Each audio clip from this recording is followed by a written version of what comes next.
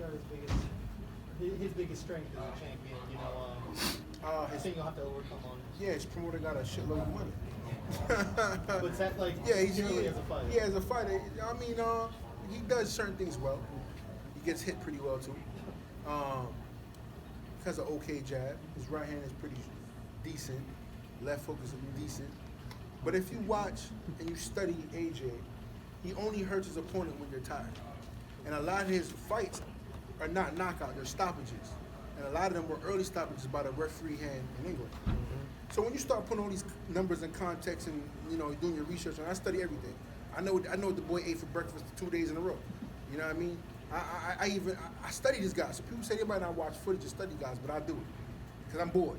I'm a fighter. I'm obsessed with this shit. So I sit there all day and I watch his social media. I watch his trainer's social media. I watch his best friend's social media. I watch his mom's social media. I watch his dad's social media. I even watch his sister's. I watch not kind of boring though. I watch his sister's social media. You know what I mean? So, I mean, people say, man, you're a little nuts. But in order to get to your goals, you got to be a little nuts. You got to be a little psycho. And if anybody told me 10 years ago where I would be today, I'd have told you, shit, I should have been here 7 years prior to 10 years. You know what I'm trying to say? Because I was so obsessed with what I wanted, I knew I was going to get it. And the way how I got here is so unconventional. Right. You know, it was so crazy. It's out of a fantasy book. Not fantasy per se, it's out of a book where the author constantly keeps changing the direction of where the story going to go. You know what I mean? You don't know what the suspense is going to happen. Right. You know what I mean? But I say, you know what? It wasn't only because of me per se, it's because few people that were around me invested in me because they believed in me. They see something genuine in me that, hey, listen, I want to help this kid out. Right. You know what I mean? Like they say, it takes a village to raise a child. And it took a village to help me get to where I'm at today. Now, because of the mental attitude, the aspect, I still got to go in there and win. But I ain't getting no easy fights like AJ. AJ got a shitload of easy fights come up the rankings.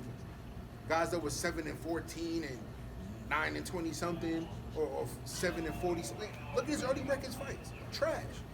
You know what I mean? If you look at any other heavyweight that has a record before they fought for a championship, I got the best record, period. Because who did AJ fight when he fought for a title?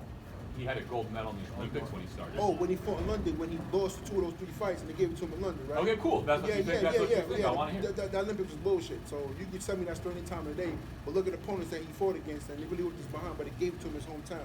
You see what I'm trying to say? A lot of fights have been getting jerked by Olympics for years. So we don't count the gold medal. A lot of guys gold medals turn pro and get smashed up. Lomachenko turned pro, got beat up by an older Spanish fighter on his pro debut, so you can't say gold medal going to do everything. It helps you. Helps recognition, helps give you a couple sponsorship dollars when you sign pro, but I don't mean jack to me. You keep on gold medal. I got street medals.